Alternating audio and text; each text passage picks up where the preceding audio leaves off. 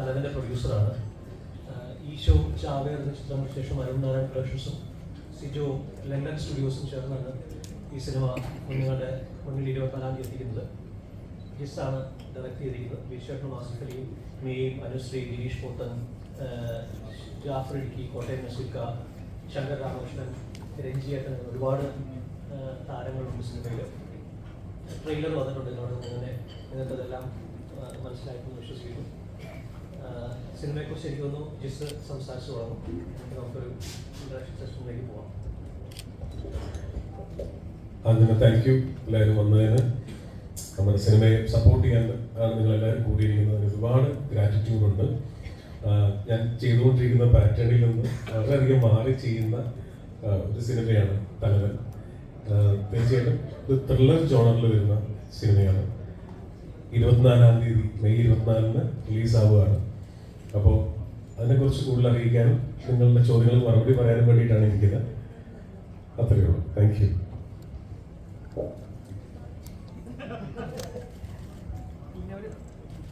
ചോദിക്കാം. അപ്രതീക്ഷിതമായിട്ട് കേക്ക് വന്ന പോലെ അപ്രതീക്ഷിതമായിട്ട് കേക്ക് വന്ന പോലെ ഒട്ടും അങ്ങനെ ആക്സിഡന്റലായിട്ട് സിനിമയിൽ വന്ന ഒരാളാണ്. 30 വർഷമായി നാഷണൽ അവാർഡ് ഉൾപ്പെടെയുള്ള നേട്ടങ്ങളുണ്ട് സിനിമയിൽ. ഒരുപാട് ആളുകൾ ഓർത്തു വയ്ക്കുന്ന, പിന്നെയും കാണാൻ ആഗ്രഹിക്കുന്ന, പുനർവായിക്കുന്ന കഥാപാത്രങ്ങളുണ്ട്. 30 വർഷത്തെ ജേണി എങ്ങനെയാണെന്ന് ഞങ്ങളോടൊന്ന് പറയാം. ജോയ് 30 വർഷം ഇപ്പോൾ ഇവിടെ പ്രതീക്ഷിക്കാതെ ഈ വിഘ്നങ്ങൾ ഗണപതിക്ക് കൊടുക്കുന്ന പോലെ തുടങ്ങിയതാണ്.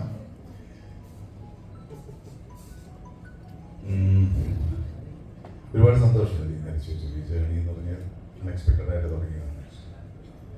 അന്നൊന്നും സീരിയസ് അല്ലായിരുന്നു. ആക്ച്വലി എന്താണ് ചെയ്യുന്നതെന്നൊക്കെ ആയിരിക്കുന്ന സമയത്ത് തുടങ്ങി. സിനിമയെന്ന് പറയാൻ കഴിഞ്ഞാൽ നമ്മുടെ ജീവിതമാർഗ്ഗം ഇതാണെന്ന് അറിഞ്ഞ് കുറച്ചുകൂടെ സിനിമയെ സീരിയസ് ആയിട്ട് കാണാനും സ്നേഹിക്കാനും കുഴപ്പമില്ലാതെ ഈ വർഷം വരുമ്പോൾ വളരെ സന്തോഷം. ഇങ്ങനെ 30 വർഷം കൂടുതലൊന്നുമില്ലാതെ ചെയ്യാൻ പറ്റുന്ന ഭാഗ്യമായിട്ട് ഇപ്പോൾ ഈ അടുത്ത് ഇറങ്ങിയ നമ്മുടെ മലയാളത്തിൽ ഇറങ്ങിയ പോലീസ് സിനിമകളിലൊക്കെ തന്നെ കുറേ കൂടി പോലീസുകാരുടെ അവരുടെ വർക്കിലെ ചാലഞ്ചസ് അവരുടെ പേഴ്സണൽ ലൈഫും കൂടിയാണ് പറഞ്ഞിട്ടുണ്ടായിരുന്നു. ഇപ്പോൾ ജോസഫ് ആയാലും ശരി, ശ്രദ്ധിക്കപ്പെട്ട ഇരവിഴ കുഞ്ചിലായാലും ശരി, കണ്ണൂർത്തോട് ഉൾപ്പെടെ അത് അന്വേഷകരിലേക്ക് കൂടി നീളുന്ന സിനിമയായിരുന്നു. അപ്പോൾ തലവനിൽ നമ്മളിപ്പോൾ പണ്ടൊക്കെ കണ്ടിട്ടുള്ള ഈ ആവനാഴിയൊക്കെ പോലെ ഭയങ്കര റോ ആയിട്ടുള്ള പോലീസ് ഓഫീസേഴ്സ്, അവരുടെ ഭയങ്കര പവർഫുൾ ആയിട്ടുള്ള കുറേ സീൻസ് ഒക്കെ ഉള്ള അങ്ങനത്തെ ഒരു ടൈപ്പ് ഓഫ് സിനിമയാണ്. അല്ല, ഒരുപാട് സ്ലോ മോഷനും പഞ്ച് ഡയലോഗും ഉള്ള അങ്ങനത്തെ ഒരു പാറ്റേൺ അല്ല. സെമി റിയലിസ്റ്റിക് ആയിട്ടുള്ള ഒരു സിനിമയാണ്. ആവശ്യത്തിന് ഡ്രാമയുണ്ട്. സാങ്കല്പികമായ ഒരു സ്ഥലത്ത് നടക്കുന്ന, കൃത്യമായി ഈ ഭൂപ്രദേശത്ത് നടക്കുന്നതൊന്നും പറയാതെ ഒരു സാങ്കല്പികമായ സ്ഥലത്ത് നടക്കുന്ന ചേപ്പനം തോട്ട എന്ന് പറയുന്ന, ഞങ്ങൾ സാങ്കല്പികമായ പേരാണ്, അവിടെ നടക്കുന്ന പോലീസ് പ്രൊസീജിയർ ഇൻവെസ്റ്റിഗേഷന്റെ പോലീസ് പ്രൊസീജിയർ സ്റ്റോറിയാണ്. പോലീസിന്റെ ഹൈറാർക്കി വിഷയമായിട്ടുള്ള, പോലീസിലെ ഈഗോ വിഷയമായിട്ടുള്ള, എന്നാൽ ഒരു കൃത്യമായ ഒരു കഥയും അതിനകത്ത് കഥാപാത്രങ്ങൾക്കെല്ലാം കൃത്യമായ ബയോഡാറ്റയും ഒരു കൃത്യമായ അന്വേഷണമുള്ള ഫോർമുലയിലാണ് ഞാനിത് കൺസീവ് ചെയ്തിരിക്കുന്നത്. അങ്ങനെ തന്നെയാണ് ഷൂട്ട് ചെയ്തിരിക്കുന്നത്. നോർമലി ജിസ് ജോയി എന്ന് പറയുമ്പോൾ മലയാളി പ്രേക്ഷകർക്ക് ഇന്ന് റിലേറ്റ് ചെയ്യാൻ പറ്റുന്ന ഫാമിലി എന്റർടൈനിങ് അല്ലെങ്കിൽ കൊമേഴ്ഷ്യൽ ആയിട്ട് എല്ലാവർക്കും എൻജോയ് ചെയ്യാൻ പറ്റുന്ന സിനിമ ഒരാളാണ് താങ്കൾ. അപ്പം അതിൽ നിന്ന് മാറി ഒരു ത്രില്ലർ ജോണിലേക്ക് അത് ബ്രേക്ക് ചെയ്യണം എന്ന് കരുതിയിട്ടാണോ അതോ അല്ല? അങ്ങനെയല്ല, ഡെലിബറേറ്റ്ലി അങ്ങനെ ബ്രേക്ക് ആയതല്ല. എനിക്ക് ഈ ഇന്നലെ വരെ എന്ന് പറഞ്ഞ സിനിമയുടെ ഷൂട്ടിംഗ് നടക്കുമ്പോഴാണ് ഈ കഥ 2 റൈറ്റേഴ്സ് എന്തോ പറയുന്നത്. അപ്പോൾ അത് വളരെയധികം ഇഷ്ടപ്പെട്ടപ്പോൾ നമ്മളെപ്പോഴും അങ്ങനെയാണ്, നെക്സ്റ്റ് സ്റ്റെപ്പ് ആർട്ടിസ്റ്റിനോടൊന്ന് പറഞ്ഞു നോക്കാം, അവർക്കും നമുക്ക് തോന്നി അതേ എക്സൈറ്റ്മെന്റ് തോന്നുമെന്ന്. അങ്ങനെ ഫസ്റ്റ് ആസിഫിനോട് പറഞ്ഞു. ആസിഫിന് വളരെയധികം ഇഷ്ടപ്പെട്ടു. അപ്പോൾ ബിജുവേട്ടൻ ഈ ക്യാരക്ടർ ചെയ്താൽ കൊള്ളാമെന്ന് ഞങ്ങൾക്ക് എല്ലാവർക്കും, പ്രൊഡക്ഷനും ആസിഫിനും എനിക്കും ഞങ്ങൾക്ക് എല്ലാവർക്കും ബിജുവേട്ടൻ ആ ക്യാരക്ടർ ചെയ്താൽ വളരെ മനോഹരമായിരിക്കും. അപ്പോൾ ഞാൻ നേരത്തെ പറയുന്നത്, സൺഡേ കോൾഡേയിൽ ശ്രീനിവാസൻ സാർ ജോയിൻ ചെയ്തപ്പോൾ കിട്ടിയ ഒരു കോൺഫിഡൻസ് ഉണ്ട്. അതേ അളവിലുള്ള കോൺഫിഡൻസ് ആണ് ഈ സിനിമയിൽ ബിജുവേട്ടൻ ഇത് കഥ കേട്ട് ഓക്കെ പറഞ്ഞപ്പോൾ ഞങ്ങൾക്ക് തോന്നിയത്. കാരണം ബിജുവേട്ടന് ശരിക്കും ഒരു പോലീസ് ബാക്ക്ഗ്രൗണ്ടുള്ള ആളാണ്. അച്ഛൻ പോലീസായിരുന്നു, പോലീസ് ക്യാമ്പിൽ വളർന്ന ഒരാളാണ്. സോ സെറ്റിൽ എപ്പോഴും ഞങ്ങൾക്ക് എന്തിനും റെഫറൻസ് കൃത്യമായിട്ട് ചോദിക്കാവുന്ന, ഞങ്ങളെ കറക്റ്റ് ചെയ്യുന്ന ഒരാളാണ്. പിന്നെ ബിജുവേട്ടൻ്റെ ഒരു ഹ്യൂജ് ഫാനാണ് ഞാൻ. അറിയാം, ഇപ്പൊ നമ്മൾ കേക്ക് കട്ട് ചെയ്തു, 30 വർഷമായിട്ട് നമ്മൾ ബീച്ചേട്ടനെ കണ്ടുകൊണ്ടിരിക്കുന്നത് ചെറിയ കാര്യമില്ല, 30 വർഷം എന്ന് പറയുന്നത്. അപ്പോൾ സ്റ്റിൽ പാഷൻ നഷ്ടപ്പെടാതെ പുതിയ പുതിയ പുതിയ ആർക്കറിയാൻ പോലത്തെ സിനിമകളും, എന്നാൽ ഒരു സൈഡിൽ ഓർഡിനറി പോലത്തെ സിനിമകളും, വെള്ളിമൂങ്ങ പോലത്തെ സിനിമകളും ഇങ്ങനെ ചെയ്ത് നമ്മൾ ഞെട്ടിപ്പിച്ചുകൊണ്ടിരിക്കുന്ന വലിയൊരു അഭിനേതാവാണ്, രാജ്യം അംഗീകരിച്ചിട്ടുള്ള അഭിനേതാവാണ്. അപ്പോൾ ആസിഫ് സ്ഥിരമായിട്ട് എൻ്റെ കൂട്ടുകെട്ട് ഉള്ളതാണ്, പക്ഷേ വിജയമായിട്ടുള്ള കൂട്ടുകെട്ട് ആദ്യമായിട്ടായിരുന്നു. അത് ഭയങ്കര എക്സൈറ്റഡ് ആയിരുന്നു. അത് എക്സൈറ്റ്മെന്റ് എന്നുള്ള വേർഡ് ഇപ്പോൾ പറഞ്ഞ് ക്ലീഷ ആയിട്ടുണ്ടെങ്കിലും വേറെ വേർഡ് കിട്ടാത്തതുകൊണ്ട് പറയാണ്, അത്രയും ആസ്വദിച്ച് ഷൂട്ട് ചെയ്യാൻ പറ്റിയ ഒരു സിനിമയായിരുന്നു തലവൻ.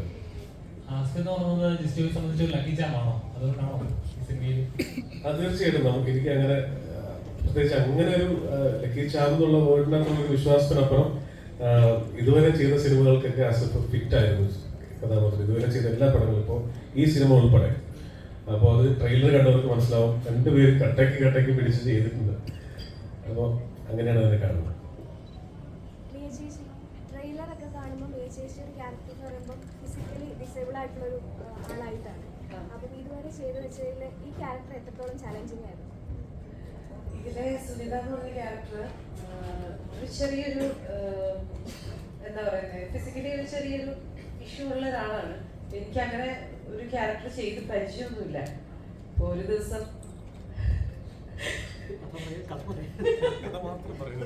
പറയില്ല അല്ല, ഒരു ദിവസം എനിക്ക് അങ്ങനെ ശീലമില്ലാത്തതിന്റെ ആയിരിക്കും, നമ്മൾ കുറച്ച് ദിവസമൊക്കെ ഇങ്ങനെ സീനൊക്കെ ഇങ്ങനെ ഷൂട്ട് ചെയ്തൊക്കെ പോയി ഒരു ഷോട്ട് എടുത്തപ്പോ ഞാൻ ആക്ച്വലി ആ ഒരു പ്രശ്നം മറന്നുപോയി. നമ്മൾ ആരും ഓർത്തില്ല, ഞാൻ മറന്നുപോയി. എന്റെ ബീച്ചറിന്റെ കൂടെ ആയിരുന്നു സീൻ ഉണ്ടായിരുന്നത്, ഞങ്ങൾ ആരും ഓർത്തില്ല. പിറ്റേ ദിവസം എന്തോ ഇങ്ങനെ ചായയൊക്കെ കുടിച്ചിങ്ങനെ വർത്താനൊക്കെ പറഞ്ഞോണ്ടിരുന്നപ്പോ ബീച്ചേട്ടൻ, എടി നീ ഇന്നലെ ആ കാര്യം ചെയ്തായിരുന്നോ? അപ്പൊ ഞാൻ അയ്യോ ഞാൻ ഓർക്കുന്നില്ല എന്ന് പറഞ്ഞു. അപ്പൊ ഉടനെ എഡിറ്ററെ വിളിച്ച് ചെക്ക് ചെയ്ത് നോക്കിയപ്പോ സംഭവം ചെയ്തിട്ടില്ല. എന്നിട്ടത് വീണ്ടും റീഷൂട്ട് ചെയ്യേണ്ടി വന്നു. അപ്പൊ അത് എന്റെ പരിചയക്കുറവിന്റെ ഒരു പ്രശ്നമായിരുന്നു, ആർക്കും അത് ഓർമ്മയും വന്നില്ല. അപ്പൊ അന്ന് ആ ഒരു കാര്യം ഉണ്ടായപ്പോ ബീച്ചേട്ടൻ തന്നെ അതിന്റെ ഒരു ടിപ്പ് പറഞ്ഞു തന്നു. ഇങ്ങനെ ഒരു കാര്യം നമ്മളിങ്ങനെ നമ്മളെല്ലാരും മറന്നു പോകാൻ സാധ്യതയുണ്ട്. വിലയേറിയ ടിപ്പാണോ ഞാൻ പറഞ്ഞു കൊടുക്കുന്നത്? കുഴപ്പമില്ല അല്ലേ? 30 വർഷം ആയതിന്റെ 30 വർഷം അപ്പൊ എന്നോട് പറഞ്ഞു തന്നു, നമ്മൾ മറന്നുപോകും ഇങ്ങനത്തെ ഒരു കാര്യം. നമുക്ക് ശീലമില്ലാത്തൊരു കാര്യം ആയതുകൊണ്ട് നമ്മൾ ചിലപ്പോൾ തലേന്നത് ചിലപ്പോൾ വിട്ടുപോകാൻ സാധ്യതയുണ്ട്. അപ്പോ അത് ഓർക്കാൻ വേണ്ടിയിട്ട് എന്തെങ്കിലും ഒരു എന്താ പറയുന്നത്, ഒരു നീക്കാക്കോ അല്ലെങ്കിൽ ശരീരത്തിൽ നമ്മൾ യൂഷ്വലി ഉപയോഗിക്കാത്ത എന്തെങ്കിലും ഒരു സാധനം, ഒരു സംഭവം നമ്മൾ വെക്കുവാണെങ്കിൽ ഇതെന്തിനാ ഞാനിട്ട് ആ കാര്യം ഓർമ്മ വരും എന്നുള്ള രീതിയിൽ ഒരു ഒരു ഒരു ടിപ്പൊക്കെ എനിക്ക് പറഞ്ഞു തന്നു. അപ്പം പിന്നെന്താ പറയുന്നത്, ഇതൊരു ലേണിംഗ് എക്സ്പീരിയൻസ് തന്നെയായിരുന്നു എല്ലാം കൊണ്ടും. ഈ ഒരു ഇവരുടെയൊക്കെ കൂടെ ബീജാറിന്റെയും ആസിഫിന്റെ കൂടെ ഒക്കെ മുമ്പ് വർക്ക് ചെയ്തിട്ടുണ്ട്. പക്ഷെ എന്താ പറയുക, ഈ ഒരു ടീം എന്ന് പറഞ്ഞപ്പോ ജിസ്റ്റേറിന്റെ കൂടെ ഒരു സിനിമ ചെയ്യുന്ന ഫസ്റ്റ് ടൈം ആയിരുന്നു, അഞ്ചായിട്ട് ഒരു പടത്തിൽ വരുന്ന ഫസ്റ്റ് ടൈം ആണ്. അപ്പൊ അതുകൊണ്ട് എന്താ പറയുക, സന്തോഷമുള്ള ദിവസങ്ങളായിരുന്നു. ആ ദിവസങ്ങളൊക്കെ ഒത്തിരി സന്തോഷമുള്ള ദിവസങ്ങളായിരുന്നു. വിജയന്റെ ഹിറ്റ് സിനിമകളുടെ ഭാഗമായിട്ട് സമിത ചേച്ചി എപ്പോഴും ഉണ്ടായിട്ടുണ്ട്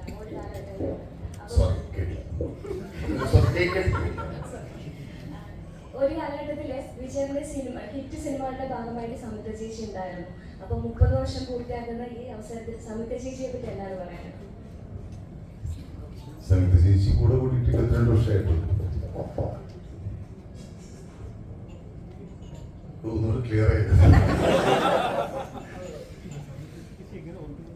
അല്ല, തീർച്ചയായിട്ടും എനിക്ക് ഒരുപാട് സപ്പോർട്ടുണ്ട്.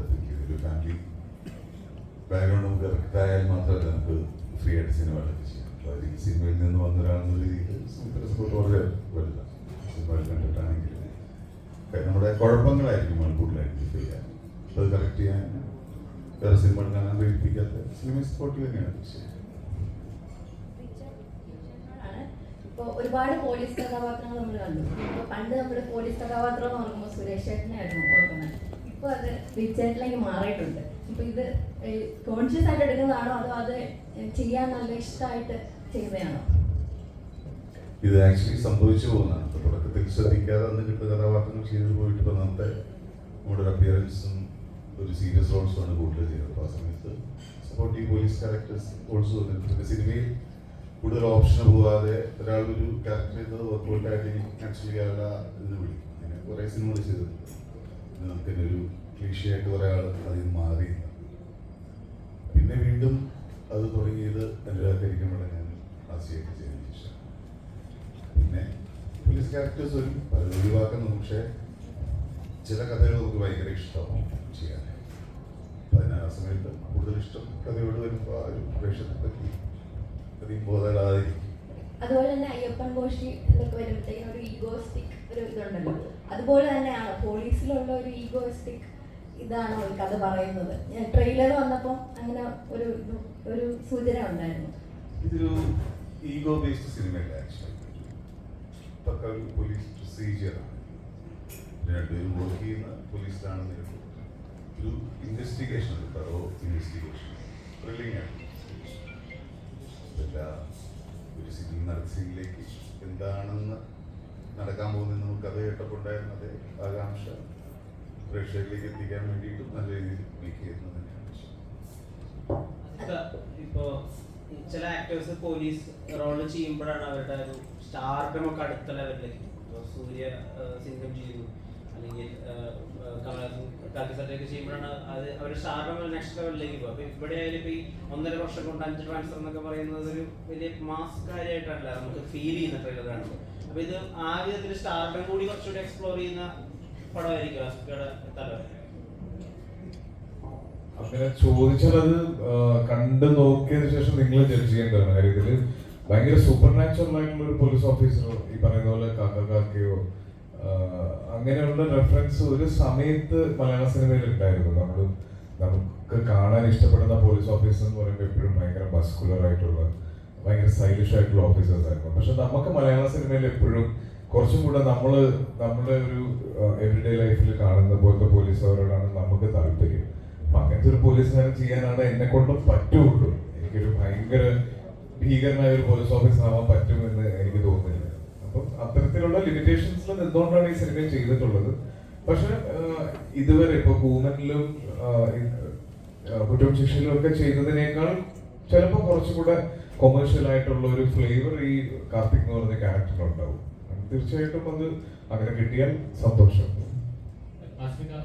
മലയാളികളുടെ യൂത്ത് ഐക്കണായിട്ടുള്ള യൂത്ത് സ്റ്റാർ തന്നെ പറയാം. ഒരുപാട് സിനിമകളിൽ അങ്ങനെ കണ്ടിട്ടുണ്ട് ഞങ്ങൾ. അപ്പൊ അങ്ങനെ ഒരു പരിവേഷം ഉള്ളത് കൊണ്ട് തന്നെ ഒരു പ്രതിനായകനായിട്ട് ഒരു വില്ലൻ വേഷങ്ങൾ മിസ് ചെയ്യുന്നുണ്ടോ? ഇല്ല, ഞാൻ ചെയ്യാറുണ്ട്. പിന്നെ ഇടികൊള്ളുന്ന ഒരു വില്ലനാവാൻ എനിക്ക് താല്പര്യമില്ല. അപ്പൊ ഒരു ക്യാരക്ടർ ഡ്രിവൻ ആയിട്ടുള്ള നെഗറ്റീവ് ഷെയ്ഡ്സ് വരുന്നതിനോട് ഇപ്പോൾ ഉയരെ പോലെയുള്ളത് അല്ലെങ്കിൽ ഓർഡിനറി പോലെയുള്ള സിനിമകൾ ചെയ്യുന്നതിനോട് എനിക്ക് സന്തോഷമുള്ളൂ. അത്തരം ക്യാരക്ടേഴ്സ് ചെയ്യുമ്പോൾ പിന്നെ ഒരു സിനിമയിൽ എന്നെ കാണുമ്പോൾ എന്റെ ക്യാരക്ടറിന് ഒരു പ്രെഡിക്റ്റബിൾ സ്വഭാവം ഉണ്ടാവില്ല. ഇയാൾ നായകനാണ്, അതുകൊണ്ട് ഇയാളുടെ എൻഡിങ് ഭയങ്കര പോസിറ്റീവ് ആയിരിക്കും എന്നുള്ളൊരു പ്രഡിക്ഷനിലേക്ക് പോകാതെ എല്ലാതരം ക്യാരക്ടേഴ്സും ചെയ്യാൻ പറ്റും. ഇവ ചിലപ്പോൾ ചതിച്ചേക്കാം, ചിലപ്പോൾ ഇത് നന്നായേക്കാം എന്നുള്ളൊരു തോന്നൽ അങ്ങനെ മിക്സ് ചെയ്ത് ക്യാരക്ടേഴ്സ് ചെയ്യുന്നുണ്ട് കിട്ടും. അപ്പൊ അങ്ങനെ അത്തരത്തിൽ നെഗറ്റീവ് ഷെയ്ഡ്സ് ചെയ്യാനും എനിക്ക് താല്പര്യമുണ്ട്. അനുരാഗകരിക്ക് വെള്ളത്തിൽ അച്ഛനും മോനുമായിട്ട് അഭിനയിച്ചു. അപ്പം ഇപ്പോഴും സോഷ്യൽ മീഡിയ കറങ്ങുന്ന ഒരു സീനുണ്ട്, മറ്റേ അടി കിട്ടുമ്പോ ഉള്ള ഒരു റിയാക്ഷൻ. അപ്പൊ ഈ സിനിമ വരുമ്പോ അതിനൊരു പ്രതികാരമല്ലോ തീർക്കാനുള്ള ഒരു അവസരം കിട്ടിയോ? ഞാൻ പറഞ്ഞില്ല, എല്ലാവർക്കും ഒരു ആഗ്രഹമുണ്ട്. ആഗ്രഹം കൊണ്ടല്ല, അങ്ങനെ ഒരു അവസരം കിട്ടിയോ? ഇല്ല, അങ്ങനെ ഒരു അവസരം കിട്ടിയിട്ടില്ല. അതെ, എനിക്ക് പക്ഷെ ബീച്ചറിന്റെ കൂടെ ചെയ്ത ക്യാരക്ടേഴ്സ് എല്ലാം നോട്ടീസ് ചെയ്യപ്പെട്ടിട്ടുള്ള ക്യാരക്ടേഴ്സ് ആണ്. അത് ഇൻക്ലൂഡിങ് ഓർഡിനറി ആയാലും ഇപ്പൊ കരിക്കും വെള്ളം എടുത്ത് പറയണം. അപ്പൊ അതില് എനിക്ക് തോന്നുന്നു ചിലപ്പം ബീച്ചറിനായിട്ടുള്ള ഒരു ഫ്രണ്ട്ഷിപ്പിന്റെ ഒരു കെമിസ്ട്രി, അല്ലെങ്കിൽ ചേട്ടൻ എനിക്ക് തരുന്ന ഒരു ഫ്രീഡം, ഇതൊക്കെ ആയിരിക്കാം ചേട്ടന്റെ കൂടെ ചെയ്യുന്ന ക്യാരക്ടേഴ്സ് ഹൈലൈറ്റ് ചെയ്ത് നിൽക്കാനുള്ള കാരണം. കരിക്കുമ്പള്ളം പേഴ്സണലി ഞങ്ങൾക്ക് രണ്ടുപേർക്കും, രഘുവിനെയും അഭിയെയും ഞങ്ങൾക്ക് രണ്ടുപേർക്കും ഇഷ്ടമുള്ള ക്യാരക്ടേഴ്സാണ്. ആ അച്ഛനും മോനുമായിട്ട് ശരിക്കും ഈ സിനിമയുടെ ട്രെയിലറിൽ പറയുന്നുണ്ടല്ലോ, ഞങ്ങളെ കണ്ടിട്ട് ഇരട്ട പറ്റതാണെന്ന് തോന്നുന്നു പറഞ്ഞില്ല. അപ്പൊ അതുപോലെ എന്തൊരു റിലേഷൻ ഞങ്ങളുടെ ഇടയിലുണ്ട് എന്ന് എനിക്കൊരു വിശ്വാസമുണ്ട്.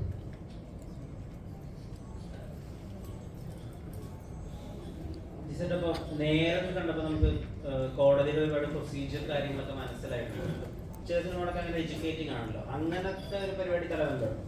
ഇല്ല, അത്തരം എഡ്യൂക്കേറ്റ് ഓൾറെഡി പ്രേക്ഷകന് അറിയാവുന്ന കാര്യങ്ങളില്ലേ, അതെല്ലാം ഞാൻ സൂചിപ്പിച്ചു പോയിട്ടേ ഉള്ളൂ. ഇപ്പം അങ്ങനെ ഒരു കോടതി വിഷയം വരുമ്പോൾ ആ കോടതിയെ എത്രത്തോളം ചെറുതാക്കി കാണിക്കാം എന്നുള്ളതാണ് ഈ സിനിമ ഇതുവരെ ശ്രദ്ധിച്ചിരിക്കുന്നത്. അപ്പം ഇപ്പോൾ ഒരു സംഭവം നടന്നു, ആ സംഭവത്തിന് ശേഷം നമുക്കറിയാം ഇന്ന ഫോർമാലിറ്റീസ് ഉണ്ട്, അതെല്ലാം അവർ കൊണ്ടാക്ഷൻ പോലെ കാണിച്ചു പോയിട്ടുള്ളൂ. ബാക്കി പ്രേക്ഷകർക്ക് അറിയാമല്ലോ, അത് ഡീറ്റെയിൽ ചെയ്യാൻ ശ്രമിച്ചിട്ടില്ല. ഡീറ്റെയിൽ ചെയ്തിട്ടുണ്ട്, പക്ഷെ വലിച്ചു നീട്ടാൻ ശ്രമിച്ചിട്ടില്ല. ആസിഫായിട്ട് ഇത്രയധികം സിനിമകൾ ചെയ്യുന്നത് നമ്മുടെ ഫ്രണ്ട്ഷിപ്പിന്റെ കൂടി ഒരു ഫാക്ടർ ഉണ്ടാവില്ല സ്ക്രിപ്റ്റ് ഉണ്ടെങ്കിലും. അപ്പോൾ ഇപ്പൊ ബിജു ചേട്ടനോടൊക്കെ ബിജു ചേട്ടൻ ഭയങ്കര സിമ്പിൾ ആണ്. അപ്പൊ ആരോടെങ്കിലും ഇങ്ങനെ ഒരു വേദിയിൽ ഭാര്യയെ പറ്റിയൊക്കെ പറയണമെങ്കിൽ കുറച്ചും കൂടി കാവ്യാത്മകമായിട്ട് പറഞ്ഞത് ബിജു ചേട്ടൻ ഭയങ്കര സിമ്പിൾ ആയതുകൊണ്ടാണ് അങ്ങനെ പറഞ്ഞു നിർത്തിയത്. അപ്പോൾ അങ്ങനത്തെ സിമ്പിൾ ആയിട്ടൊരു കമ്മ്യൂണിക്കേഷൻ സ്ക്രിപ്റ്റ് പറയാനും അല്ലെങ്കിൽ കാര്യങ്ങൾ പറഞ്ഞു മനസ്സിലാക്കാനും അതൊരു ഈസിയാണോ? അല്ല, ബിജുചേട്ടനെ സംബന്ധിച്ചിടത്തോളം ബിജുചേട്ടൻ നിങ്ങൾ എനിക്ക് തോന്നുന്നില്ല എത്ര പേർക്ക് ബിജുചേട്ടൻ അടുത്ത് അറിയാനുള്ളത്. എന്നാൽ ബിജുചേട്ടനെ അടുത്ത് അറിയുന്നവർക്ക് അറിയാവുന്ന ഒരു കാര്യം, വളരെ ഒരു കാര്യം മനസ്സിലാക്കുന്നതിൽ നമ്മൾ പറഞ്ഞു തുടങ്ങുമ്പോഴേ ബിജുചേട്ടൻ അതിന്റെ എന്താണെന്ന് മനസ്സിലാക്കാം. ആ ഒരു ഇപ്പോൾ ഒരുപക്ഷെ ഇത്രയും വർഷത്തെ എക്സ്പീരിയൻസ് കൊണ്ടായിരിക്കാം, ബൈ ബർത്ത് കിട്ടുന്ന കുറച്ച് കഴിവുണ്ട്, അങ്ങനെ ആയിരിക്കാം. പക്ഷെ ഞാൻ വിചാരിച്ചിരുന്നത് ബിജുചേട്ടൻ കഥ പറയാൻ വേണ്ടി പോകുമ്പോൾ വളരെ ബേസിക് ആയിട്ടുള്ള ഒരാളായിരിക്കും. അപ്പൊ ഞാൻ കഥ പറയാൻ ചെന്നപ്പോൾ ചോദിച്ചു, ബിജുചേട്ടാ ഈ കഥ 45 മിനിറ്റിൽ പറയാം, 2.25 മണിക്കൂറിലും പറയാം, ഞാൻ എങ്ങനെ പറയണം? അപ്പൊ ഞാൻ പ്രതീക്ഷിക്കുന്ന മറുപടി ചുരുക്കി പറയാറുള്ളതായിരിക്കും. പുള്ളി ഒന്ന് നീ വലുതാക്കി പറയാം, നിനക്ക് എത്രത്തോളം ഭംഗിയായിട്ട് പറയാൻ പറ്റുമോ അത്രത്തോളം ഭംഗിയായിട്ട് പറയാം. അതെനിക്ക് ഭയങ്കര ഒരു ഷോക്കിംഗ് ആയിരുന്നു. ഞാൻ അങ്ങനത്തെ ഒരു മറുപടി അല്ല പ്രതീക്ഷിച്ചത്. സോ ബിജുചേട്ടനോട് കഥ പറഞ്ഞു, കഥ മൊത്തം കേട്ട് കഴിഞ്ഞിട്ട് ഓരോ കഥാപാത്രത്തിന്റെ പേര് ഉൾപ്പെടെയാണ് ബിജുചേട്ടൻ തിരിച്ചു പോയിരുന്നത്. അയാൾ എന്തുകൊണ്ടായിരിക്കും, ഇപ്പൊ മാത്യു എന്തുകൊണ്ടാണ് അങ്ങനെ പെരുമാറുന്നത്, രഘു എന്താ ഇങ്ങനെ നോക്കുന്നത്, അങ്ങനെ ഓരോ കാര്യങ്ങളും. അതെനിക്ക് ബിജുചേട്ടനെ, ആ ഒരു ബിജുചേട്ടനെ എനിക്ക് അറിയില്ല, ബിജുചേട്ടനെ മുൻപ് പരിചയപ്പെട്ടിട്ടില്ല സിനിമ ചെയ്യുന്നവരെ. ബിജുചേട്ടൻ കാര്യങ്ങൾ മനസ്സിലാക്കുന്നതിൽ ഈ ഇരിക്കുന്ന ആർക്കറിയുന്നതിനേക്കാളും വളരെ ഷോർട്ട് ആയിട്ടുള്ള ഒരു വ്യക്തിയാണ്. നോർമലി ഒരു ത്രില്ലർ പടം എന്ന് പറയുമ്പോൾ ഓരോ 10 മിനിറ്റിലും വെച്ചെങ്കിലും ടിസ്റ്റ് കൊടുത്ത് പ്രേക്ഷകനെ അടുത്ത എന്തെന്ന് ഉണ്ടാകുന്ന ഒരു ക്യൂരിയോസിറ്റി എലിമെന്റ് ഉണ്ടല്ലോ. ഇപ്പൊ തലവനിലായാലും ശരി അങ്ങനെ ഒരു എലിമെന്റ് ഉണ്ടെന്ന് വിശ്വസിക്കുന്നു. രണ്ടുപേര് ആഫ്രിക്കയിലും ബിജുബാനും ആ ഒരു കോമ്പോ ഈഗോ ഭാഷ ഒരുപാട് സിനിമകൾ അങ്ങനെ കണ്ടിട്ടുണ്ട്. അപ്പം ഈ സിനിമയിൽ അങ്ങനെ എന്തെങ്കിലും ഉണ്ടോ, അതോ സർപ്രൈസ് എലിമെന്റ്സ്? അതാ പറഞ്ഞത്, നേരത്തെ ബിജുചേട്ടൻ പറഞ്ഞ പോലെ അങ്ങനെ ഒരു ഈഗോ ക്ലാഷിന്റെ കഥയല്ല നമ്മൾ പറഞ്ഞിരിക്കുന്നുണ്ടോ. കാരണം എനിക്കൊരു ട്രെയിലർ കണ്ടപ്പോഴും പോസ്റ്റർ കണ്ടപ്പോഴും ഒത്തിരി പേര് നമ്മളോട് ചോദിക്കുന്നത് ഇതൊരു ഈഗോ ക്ലാഷിന്റെ കഥയാണെന്നുള്ളതാണ്. പക്ഷെ ഈഗോ ക്ലാഷിന്റെ കഥയല്ല. ഒരിക്കലും ഒരു അയ്യപ്പൻ കോച്ചിയോ ഡ്രൈവിംഗ് ലൈസൻസോ പോർത്തൊഴിലോ പ്രതീക്ഷിച്ചോണ്ട് ഈ സിനിമ കാണരുത്. കാരണം അതെല്ലാം ഞങ്ങൾ പറഞ്ഞിരിക്കുന്ന ഒരു കഥ, അതൊരു സബ് ലെയർ മാത്രമാണ്. രണ്ടുപേരുടെ ഉറപ്പായിട്ടും ഒരേ സ്റ്റേഷനിൽ വർക്ക് ചെയ്യുന്ന 2 പോലീസുകാരാണ് കഥ പറയുമ്പോൾ പോലീസിന്റെ ഒരു ഹൈറാർക്കി പറഞ്ഞു പോയിട്ടുള്ളൂ.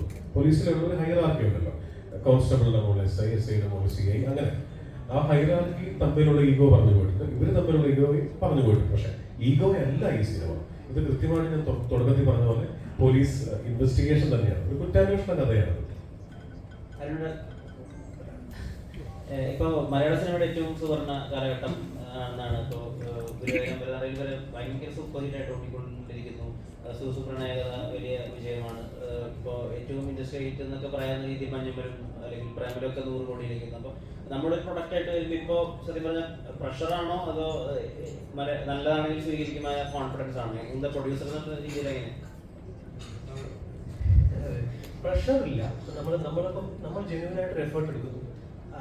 ആ എഫേർട്ട് നിങ്ങളുടെ മുന്നിലേക്ക് വെക്കുന്നു. നിങ്ങളാണ് ജഡ്ജ് ചെയ്യേണ്ടത്. പ്രേക്ഷകർ കണ്ട് ഇഷ്ടപ്പെടേണ്ട കാര്യമാണ്. നമ്മൾ ഒട്ടും മുൻവിധികളോടെ അല്ലെങ്കിൽ മുൻവിധികളുമായിട്ട് നിങ്ങളോട് സംസാരിക്കുകയോ അല്ലെങ്കിൽ നമ്മൾ ഒരിക്കലും നമുക്ക് അങ്ങനെ അതൊരു മാജിക് ആണല്ലോ. സിനിമ എന്ന് പറയുന്നത് തിയേറ്ററിൻ്റെ ഉള്ളിൽ സംഭവിക്കുന്ന ഒരു മാജിക്കാണ്. യാതൊരുവിധ പ്രഡിക്ഷനും നമുക്ക് പറ്റാത്തൊരു കാര്യമാണ്. നമ്മൾ എടുക്കുന്ന എഫേർട്ട് വളരെ സിൻസിയർ ആയിരിക്കുക, നമ്മൾ എടുക്കുന്ന എഫേർട്ട് വളരെ ജെന്യൂൻ ആയിരിക്കുക എന്നുള്ളതിൽ വിശ്വസിക്കുന്ന ഒരാളാണ് ഞാൻ. അപ്പോൾ അത് ഈ സിനിമയിൽ ഉണ്ടായിട്ടുണ്ട്. ബാക്കി പ്രേക്ഷകർ തീരുമാനിക്കേണ്ട കാര്യമാണ്. പ്രഷർ എന്തായാലും ഇല്ല. അപ്പം നമുക്കങ്ങനെ സിനിമകൾ വിജയിക്കുന്ന കാണുമ്പോൾ നമുക്ക് ഭയങ്കര സന്തോഷമല്ലേ. ഇപ്പം കഴിഞ്ഞ 6 മാസത്തിലേക്ക് ഇപ്പോൾ 5 മാസം കഴിയുന്നു. ഈ 5 മാസത്തിനിടയ്ക്ക് ഇന്ത്യയിൽ ഏറ്റവും കൂടുതൽ വിജയങ്ങൾ സമ്മാനിച്ച ഇൻഡസ്ട്രിയാണ് മലയാളം, അല്ലേ? 5 സിനിമകൾ 6 സിനിമകളോട് 100 കോടി ക്ലബിൽ കയറി, 2 സിനിമ 200 കോടി ക്ലബിലേക്ക് എത്തിയിട്ടുണ്ട്. അത് വലിയ നേട്ടം തന്നെയാണ് മലയാളത്തെ സംബന്ധിച്ചിടത്തോളം. അപ്പോൾ അത് ശരിക്കും പറഞ്ഞാൽ അത് നമ്മൾ പ്രേക്ഷകരുടെ അകവഴിഞ്ഞ സപ്പോർട്ട് ഉണ്ടായിട്ടുണ്ട്. തിയേറ്ററിലേക്ക് വന്ന് സിനിമ കാണാനുള്ള പ്രേക്ഷകരുടെ ആ മനോഭാവം ഭയങ്കരമായിട്ട് ചേഞ്ച് ആയിട്ടുണ്ട്. അത് നമുക്ക് ഉറപ്പായിട്ട് സന്തോഷം തരുന്ന കാര്യമാണ്. സിനിമ നന്നായാൽ ഉറപ്പായും പ്രേക്ഷകർ തിയേറ്ററിലേക്ക് വരും എന്ന അടിവര ഇടുന്ന കാര്യങ്ങൾ തന്നെയാണ്. അത് ഉറപ്പായിട്ടും 100% സന്തോഷം തരുന്ന കാര്യമാണ്. റെഗുലർ ലോഞ്ചിന്റെ അന്ന് പറയുണ്ടായി എന്തെങ്കിലും നിർത്തിയുണ്ടെങ്കിൽ ടെർബോയുടെ റിലീസ് ഉള്ളതുകൊണ്ട് ഈ സിനിമ മാറ്റാൻ ഉൾപ്പെടെ മാറ്റിയാലേ ആസ് എ പ്രൊഡ്യൂസർ പേടിയുണ്ടോ 24 തീയതി പടം ഇറങ്ങുമ്പോൾ ടെർബോ കഴിഞ്ഞിരിക്കുമ്പോൾ? അല്ല, പേടിയില്ലപ്പാ, പേടിയില്ല. ഞങ്ങളെ സിനിമ വിജയിക്കുമ്പോൾ എൻ്റെ അഭിപ്രായത്തിൽ നമ്മുടെ കൂടെ ഒരു സിനിമ ഇറങ്ങുന്നു, ആ സിനിമ വലിയ വിജയമാകുന്നു, ഉറപ്പായിട്ടും തിയേറ്ററിലേക്ക് പ്രേക്ഷകർ വരും, അല്ലേ? തിയേറ്ററിലേക്ക് പ്രേക്ഷകർ വരുന്ന സമയത്ത് സിനിമ ഉണ്ടാവുക എന്ന് പറയുന്നത് തന്നെയാണ് ഏറ്റവും വലിയ കാര്യം. ഭയങ്കര ട്രൈ ആയിട്ട് തിയേറ്ററിലേക്ക് ആൾ വരാൻ സമയത്ത് ഒരു സിനിമയില്ല എന്നാൽ നമ്മുടെ സിനിമ ഇറക്കാമെന്ന് പറയുന്ന കാര്യമില്ല. സിനിമ പ്രേക്ഷകർ തിയേറ്ററിലേക്ക് വരുന്ന സമയത്ത് ഏറ്റവും ആവേശത്തോടെ തിയേറ്ററിലേക്ക് പ്രേക്ഷകർ വരുമ്പോൾ ഒരു സിനിമ ഇറക്കുന്നത് തന്നെയാണ് സന്തോഷം. പിന്നെ നമുക്കിപ്പോൾ ഒരു സ്റ്റാർ നമ്മൾ അങ്ങനെ ഒരു ചിന്തയെ നമ്മുടെ മനസ്സിൽ പോകുന്നില്ല. അദ്ദേഹത്തിന്റെ വലിയ സിനിമയാണ്, വലിയ ക്യാൻവാസിലൊക്കെ സിനിമയാണ്. അത്ര ഒരു സിനിമ കൊണ്ട് പ്രേക്ഷകർ തിയേറ്ററിലേക്ക് വരുമ്പോൾ തന്നെ നമ്മുടെ സിനിമ വരുമ്പോൾ നമ്മളെയും സപ്പോർട്ട് ചെയ്യുന്ന പ്രേക്ഷകർ തന്നെയാണ് വിശ്വാസം. ഈ കഥാപാത്രങ്ങളെ ബാലൻസ് ചെയ്യാൻ എത്രത്തോളം ശ്രമിച്ചിട്ടുണ്ട്? കാരണം നമ്മൾ ഒരു കഥാപാത്രം മുന്നിൽ പോവാനോ ഒരു കഥാപാത്രങ്ങളെ ബാലൻസ് ചെയ്യാൻ എത്രത്തോളം ശ്രമിച്ചിട്ടുണ്ട്? ഇപ്പൊ ആസിഫിന്റെ കഥാപാത്രം മുകളിൽ പോകാനോ പാടില്ല, അല്ലെങ്കിൽ താഴെ എപ്പോഴും 2 ഹീറോസിനെ വെച്ച് സിനിമ ചെയ്യുമ്പോൾ ഒന്നിലധികം ഹീറോസിനെ വെച്ച് ചെയ്യുമ്പോൾ എപ്പോഴും ശ്രദ്ധിക്കുന്ന അത് എഴുത്തിൽ ശ്രദ്ധിക്കേണ്ട ഒരു കാര്യമാണ് എനിക്ക് തോന്നുന്നു. എഴുത്തിലും അതിനൊപ്പം തന്നെ മേക്കിങ്ങിലും.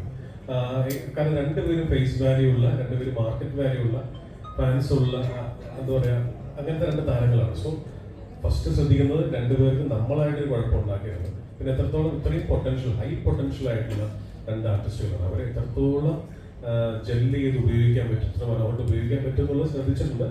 അത് എനിക്കവിടെ സിനിമ ഇവർ 2 പേരും കണ്ടതാണ്. അത് ഒരാൾ മുകളിൽ ഒരാൾ താഴെയോ അങ്ങനെ ആക്കിയിട്ടല്ല ഈ സിനിമ തുടങ്ങുന്നതും തീരുന്നതും. എന്തുകൊണ്ട് തലൈവനല്ല, തലവൻ. തലവൻ ഈ പറയുന്ന ഈ സിനിമയിൽ എവിടെയും നമ്മൾ ആരാണ് തലവനെന്ന് ഇതുവരെ ഞങ്ങൾ പറഞ്ഞിട്ടില്ല. അത് സിനിമ കണ്ടിട്ട് തീരുമാനിക്കേണ്ട ഒരു കാര്യമാണ്. തീർച്ചയായിട്ടും ഞാൻ ഇതിന്റെ റൈറ്റർ എന്ന് വെച്ചാൽ സംഭാഷണം എഴുതിയിട്ടുള്ള ആളാണ്. അതേ തിരക്കഥ വേറെ 2 പേരെ എഴുതിയിരിക്കുന്നത്. ഇതിനെ സംവിധായകൻ എന്നുള്ള രീതിയിൽ പറയാം. ഇത് ഞാൻ മനസ്സിലാക്കുന്ന തലവൻ സിസ്റ്റം തന്നെയാണ്. പോലീസിലെ വളരെ വാരീഡ് ആയിട്ടുള്ള സിസ്റ്റം തന്നെയാണ് ഇവിടെ തലവൻ എന്ന് പറയുന്നത്. റിവ്യൂ പോകുമ്പോൾ ഓഡിയൻസിനെ തിയേറ്ററിലേക്ക് എത്തിക്കുന്നില്ല എന്നുള്ളൊരു തോന്നലുണ്ട്. അത് ഓപ്പറേഷനോട് എന്താണ് അത് പറയാനുള്ളത്? ഒരിക്കലും അതിന് തോന്നലില്ല, ഒരിക്കലും. അതിനെ നമുക്ക് ഒരിക്കലും ആ ഒരു വിഷയത്തെ എതിർത്ത് ജയിക്കാൻ പറ്റില്ല. ഇത് എതിർക്കുന്ന ശുദ്ധ മണ്ടത്തരവുമാണ്. കാരണം കാശ് കൊടുത്ത് സിനിമ കണ്ട ഒരാൾക്ക് അവനവന്റെ അഭിപ്രായം എവിടെ നിന്നും പറയാം. വീട്ടിൽ നിന്ന് പറയാം, ക്യാമറ നോക്കി പറയാം, കലിംഗന്റെ മുകളിൽ നിന്ന് പറയാം, ബസ്സിലിരുന്നും ട്രെയിനിലിരുന്ന് പറയാം. അതിനൊരിക്കലും നമുക്ക് എതിർത്ത് ജയിക്കാൻ പറ്റില്ല. അതിനെ വെൽക്കം ചെയ്യാൻ മാത്രമേ പറ്റുള്ളൂ. നമുക്ക് ഒന്ന് ആലോചിച്ച് നോക്കി. ഇപ്പൊ അരുൺ പറഞ്ഞതിന്റെ തുടർച്ചയാണ് ഞാൻ പറയുന്നത്. കഴിഞ്ഞ ഈ 5 മാസത്തിനുള്ളിൽ എത്ര വലിയ 100 crore 50 crore അവിടെ നിൽക്കട്ടെ, എത്ര മനോഹരമായ സിനിമകളാണ് നമ്മുടെ ഇൻഡസ്ട്രി സമ്മാനിച്ചത്. മറ്റ് ദേശത്തുള്ള ഇപ്പൊ ബീച്ചേട്ടൻ പറയുന്ന ബീച്ചേട്ടൻ മുരുകദോസിന്റെ സിനിമയാണ് ചെയ്തുകൊണ്ടിരിക്കുന്നത്. മറ്റ് സിനിമയിലുള്ള മറ്റ് ഇൻഡസ്ട്രിയിലുള്ള ആൾക്കാർ നമ്മുടെ ഇൻഡസ്ട്രിയിലെ ആൾക്കാരെ അങ്ങോട്ട് കൊണ്ടുപോകുന്നു. അവര് മലയാള സിനിമയെ വളരെ പോസിറ്റീവായിട്ട് ഉറ്റുനോക്കുന്നു എന്ന് പറയുന്നത് തന്നെ ഈ കാലത്ത് സിനിമ ചെയ്യാനുള്ള ഏറ്റവും വലിയ ധൈര്യമാണ്. എന്ത് കണ്ടന്റ് ഇപ്പൊ സിനിമയാക്കാൻ പറ്റുമല്ലോ, അത് വെൽക്കമിങ് ആണ്. ഒരു രീതിയിലും അത് വോൾക്കാട്ടലി പറയുന്നതാണ്. നമുക്ക് ഒരിക്കലും അവരെ കുറ്റം പറയാനോ എതിർക്കാനുള്ള അവകാശമില്ല. അങ്ങനെ വിശ്വസിക്കുന്ന ഒരാളാണ്. ചില സിനിമകളിലെ ഡയലോഗുകൾ ഉണ്ടല്ലോ, എതിരെ നിൽക്കുന്നവരുടെ മനുഷ്യന് വിരലുകൾ തന്നിട്ടുള്ളത് ചേർക്കാനാണ്. ഈ പടത്തില് ഡയലോഗ് എഴുതുമ്പോൾ അങ്ങനെയുള്ള നന്മ നിറഞ്ഞ ഡയലോഗുകൾ എഴുതാൻ പറ്റാത്തതിൽ ഒരു സങ്കടമാണ്. നന്മ നിറഞ്ഞ ഡയലോഗുകൾ എഴുതാനൊക്കെ വേറെ ഒരുപാട് മാർഗങ്ങളുണ്ട്. നമുക്ക് ഈ പറയുന്ന മറ്റ് പ്രസിദ്ധീകരണങ്ങളിലാണ് എഴുതാം. അങ്ങനെയൊന്നുമില്ല. എനിക്ക് ഒരു സിനിമ, ആ സിനിമയ്ക്ക് ഇപ്പോൾ ഫോർ എക്സാമ്പിൾ ഇപ്പൊ ഞാൻ പാട്ടുകൾ എഴുതുന്നുണ്ട്. ഇപ്പൊ സൺഡേ ഹോളിഡേയിൽ മഴ പാടും കുളിരായി എന്നുള്ള പാട്ട് എഴുതിയത് ഞാനാണ്. ഒരു നോക്ക് കാണുവാൻ കാത്തിരുന്നവർ മിഴിയകന്നു പോയോ എന്ന് എഴുതിയതും അതേ സിനിമയിൽ തന്നെ കണ്ടോ നിന്റെ കണ്ണിൽ പ്രചണ്ഡനം എഴുതിയതും ഞാൻ തന്നെയാണ്. അപ്പോൾ സിനിമയ്ക്ക് മാച്ച് ചെയ്യുന്ന രീതിയിലുള്ള സംഭാഷണങ്ങൾ എഴുതുക എന്നുള്ളതാണ് ഉദ്ദേശിക്കുന്നത്. അല്ലാണ്ട് അങ്ങനെ ഒരു ഫോഴ്സ്ഫുള്ളി ചെയ്താൽ എന്തുപോലെ ഏച്ച് കെട്ടിയാലും മുഴച്ചു നിൽക്കുന്നത് പറയുന്ന പോലെ അതെപ്പോഴും ശ്രദ്ധിക്കാറുണ്ട്. പ്രത്യേകിച്ച് സിനിമ ഇപ്പൊ വളരെ റിയലിസ്റ്റിക്, ഇപ്പൊ താങ്കൾ ചോദിച്ച പോലെ അത്രയും റിയലിസ്റ്റിക് ആയിട്ട് സംസാരിക്കുന്ന സമയമാണ് സിനിമ. അപ്പോ അത്രയും സിമ്പിൾ ആയിട്ട് എഴുതാനാണ് ശ്രമിച്ചിരിക്കുന്നത്. ഈ ഹോട്ടലൊക്കെ മുമ്പ് കോസ്റ്റ് പ്ലസ് GST എന്നൊക്കെ പറയുന്ന പോലെ എടുത്താൽ ഒരു ലിറിസിസ്റ്റിന്റെ അതല്ല, പാട്ട് ഒരു പക്ഷേ പാട്ടെഴുത്ത് ഞാൻ സിനിമാ സംവിധായകനാകണം എന്ന് ആഗ്രഹിക്കുന്നതിനേക്കാൾ മുൻപ് ആഗ്രഹിച്ചിരുന്നതാണ് പാട്ടെഴുത്തുകാരനാകണം എന്നുള്ളത്. അപ്പൊ ഓഫ്കോഴ്സ് മറ്റൊരാളെ പറഞ്ഞ് എന്റെ സിനിമയുടെ മൂഡ് ഇതാണ്, ഇങ്ങനെ എഴുതണം എന്നൊക്കെ പറയുന്നതിനേക്കാൾ നല്ലത് ഇത് തന്നെ എഴുതാൻ അല്ലേ അത് ഇഷ്ടമുള്ള ഒരാളായതാണ് ചെയ്യുക. വർഷങ്ങൾ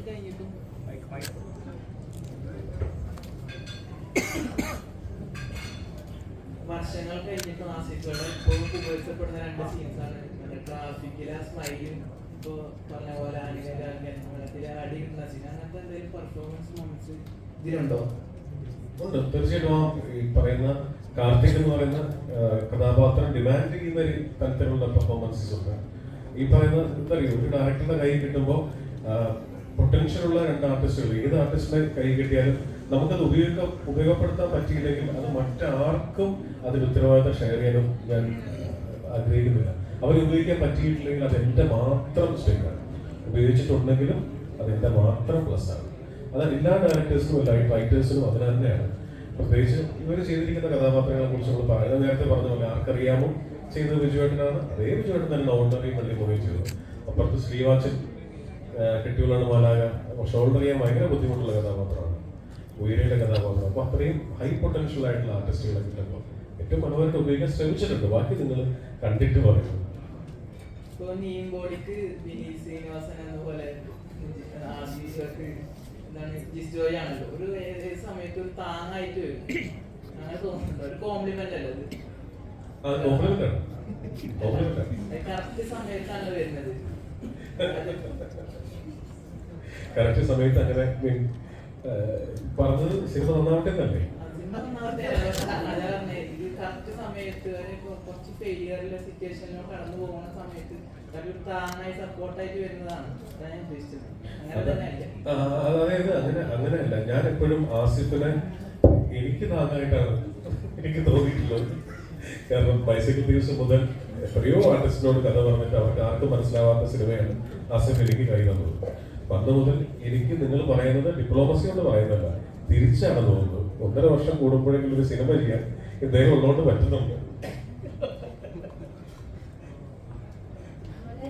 ഇവരുടെ കോംബോ, വിജയേട്ടന്റെയും ആസിഫിയുടെ കോംബോ എന്ന് പറയുന്നത് ഹിറ്റ് കോംബോയാണ്. അപ്പൊ അങ്ങനെ തെരഞ്ഞെടുത്താണ് അവരെ, അതോ ക്യാരക്ടർ ഡിമാൻഡ് ചെയ്യുന്ന രീതി തെരഞ്ഞെടുത്താണ്?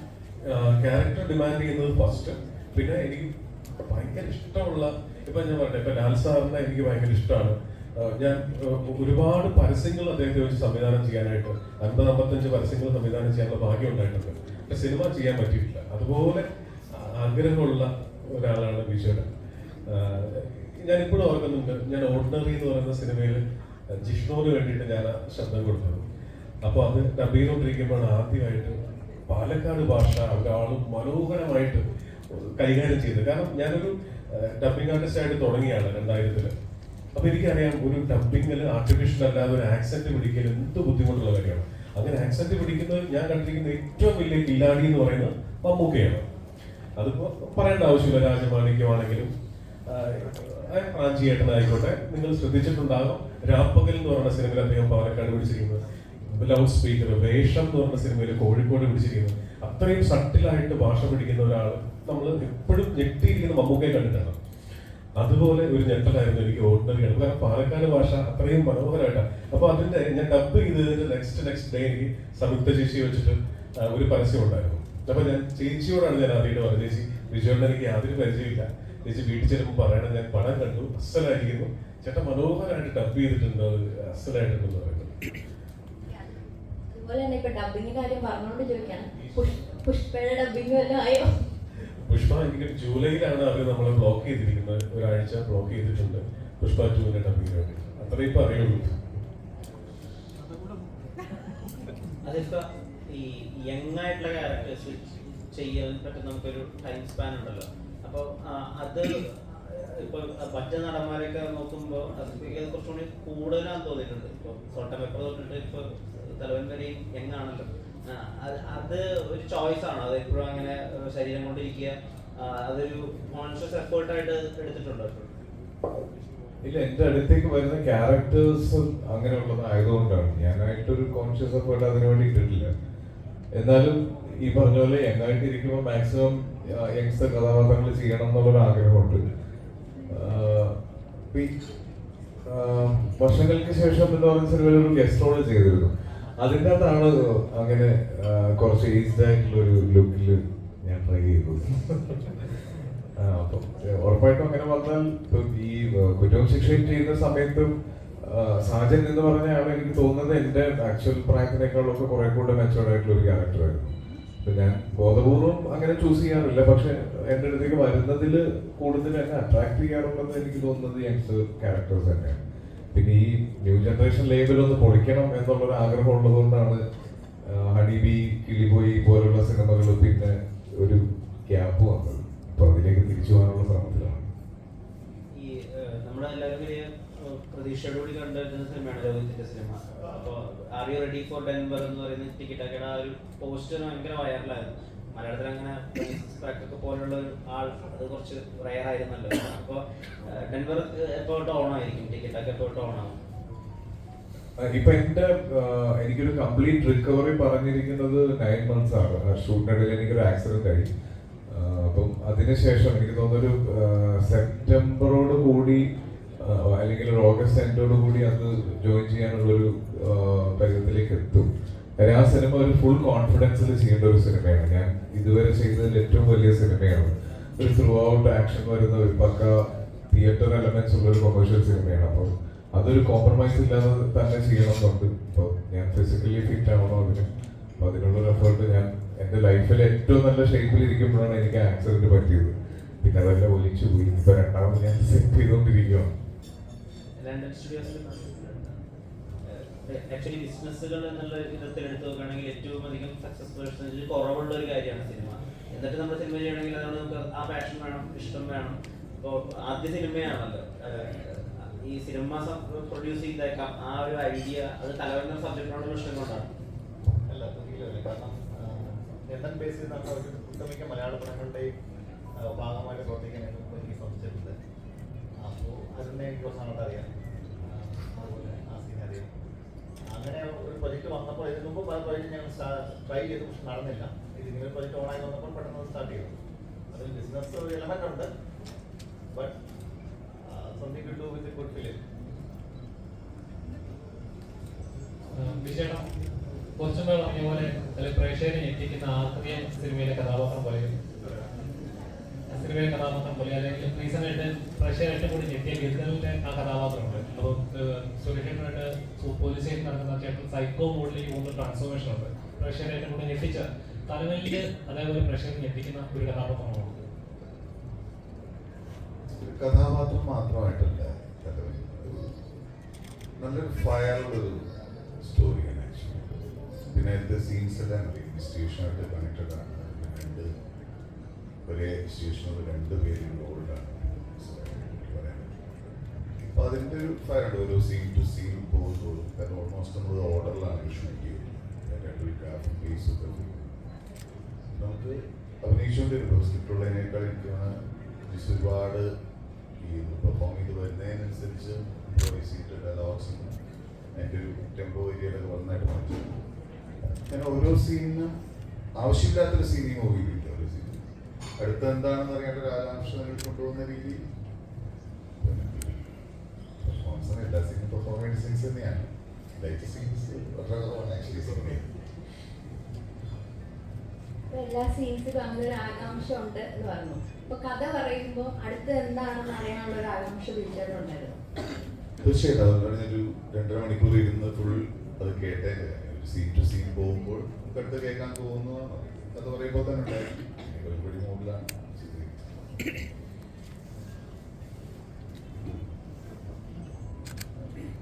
മിയോയുടെ ഡ്രൈവിംഗ് ലൈസൻസിലെ ക്യാരക്ടർ ഭയങ്കരമായിട്ട് നോട്ടീസബിൾ ആയിരുന്നു. ഇപ്പോഴും എല്ലാവരും പറയുന്ന ഒരു ക്യാരക്ടറാണ്. അപ്പൊ അതുപോലെ തന്നെ റിമാർക്കബിൾ ആയിരിക്കോ ഈ ഒരു തലവലിലെ ക്യാരക്ടർ? അത് കണ്ടു അറിയേണ്ടിയിരിക്കുന്നു. എന്താ പറയുന്നത്, ചിലപ്പോൾ നമ്മളിങ്ങനെ ചില സിനിമകളൊക്കെ കാണുമ്പോൾ ഒരുപാടൊന്നും കാണത്തില്ല, പക്ഷെ ചില ഡയലോഗുകൾ ഭയങ്കര ക്ലിക്കാവും അല്ലേ?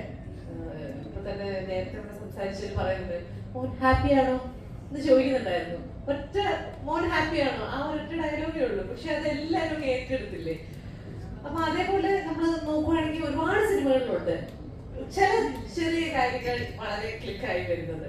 അതേപോലെ ചില ക്യാരക്ടേഴ്സ് ആദ്യം മുതൽ അവസാനം വരെ ത്രൂ ഔട്ടുള്ള ചില ക്യാരക്ടേഴ്സിനാണ് വലിയ, പക്ഷെ ആ ക്യാരക്ടേഴ്സിനേക്കാളും കൂടുതൽ ക്ലിക്കാവുന്നത് ചിലപ്പോൾ ഒന്ന് വന്നു പോയ ആളായിരിക്കും, അല്ലെങ്കിൽ ഒരു നോട്ടം അയാളുടെ നോട്ടൊക്കെ ഉള്ളായിരുന്നു, അങ്ങനെയൊക്കെ അല്ലേ. അപ്പോ ഇതിലെ എന്റെ ക്യാരക്ടറും ഈ പറയുന്ന പോലെ ലെങ്ത് വെച്ച അങ്ങനെയൊന്നും അല്ല ഞാൻ ജഡ്ജ് ചെയ്യാൻ ഉദ്ദേശിക്കുന്നത്. നല്ലൊരു സിനിമയുടെ ഒരു നോട്ടബിൾ പാർട്ടാവുക എന്നുള്ളതായിരുന്നു എൻ്റെ ഒരു ഉദ്ദേശം. അപ്പോ അത് അങ്ങനെ വരും എന്ന് ഞാൻ വിചാരിക്കുന്നു. ഇനി ബാക്കി പ്രേക്ഷകർ കാണുന്ന പോലെ.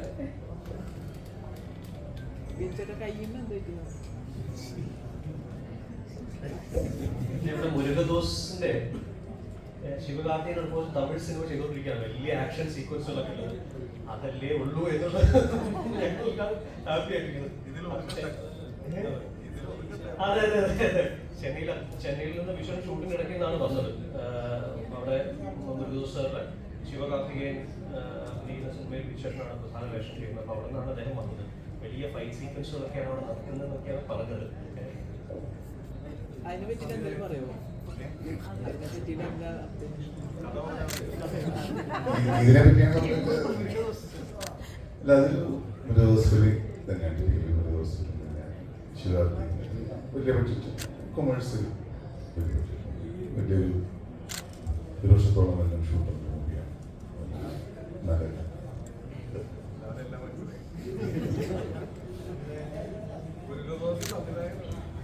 നല്ല സംവിധായകനാണ്. ഇപ്പൊ നിലവില് വളരെ ചർച്ചാ വിഷയമായ ചില കാര്യങ്ങളുണ്ട്. അതായത് ജാതി പറയാൻ പാടില്ല സിനിമയിൽ, അതുപോലെ മറ്റു പല പല സമൂഹത്തിലും നിലനിൽക്കുന്നത് ആയ പല കാര്യങ്ങളും സിനിമയിൽ വന്നു കഴിഞ്ഞാൽ അത് ചില ആൾക്കാർക്ക് അത് ഭയങ്കരമായിട്ട് വേദനിപ്പിക്കുന്നു, അല്ലെങ്കിൽ ഒരു പ്രത്യേക അജണ്ട വെച്ച് സംസാരിക്കുന്നു എന്നുള്ള രീതിയിലൊക്കെ വരുന്നുണ്ട്. ഒരു സംവിധായകൻ എന്നുള്ള രീതിയിൽ അതിനെയൊക്കെ എങ്ങനെയാണ് കാണുന്നത്? ഈ ഒരു സ്റ്റേറ്റ്മെന്റിനോടൊക്കെ എങ്ങനെയാണ് കാണുന്നത്? ഈ സ്റ്റേറ്റ്മെന്റ് എങ്ങനെ കാണുന്നു? എനിക്ക് സിനിമ ആരെയും മുറിവേൽപ്പിക്കാനുള്ള ഒരു ഉപകരണം അല്ല എന്നുള്ളൊരു വിശ്വാസമുണ്ട്. അത് ഉറപ്പായിട്ട് എത്ര കാലം സിനിമ ചെയ്തു, ഈ മാധ്യമങ്ങൾ എത്ര കാലം ഉണ്ടോ അത്രയും കാലം അടിയുറച്ച് വിശ്വസിക്കുന്ന ഒരു കാര്യമാണ്.